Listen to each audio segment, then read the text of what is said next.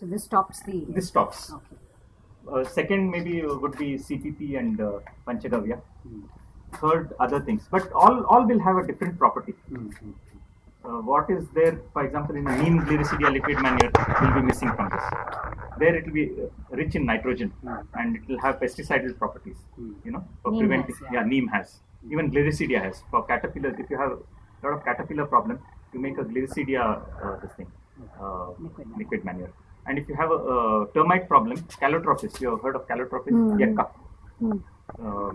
We should Yakka actually leaves. plant some here. Yakka leaves. ತಪ್ಪಂತ ತಪ್ಪ ಅಂತ ಆಗ್ತದಲ್ಲ, that is excellent for termite. ಇದು ನಾವು ಇದ್ರ ಮೇಲೆ ಕಣ್ಣಿಗೆ ಹಾಕ್ತಾರೆ.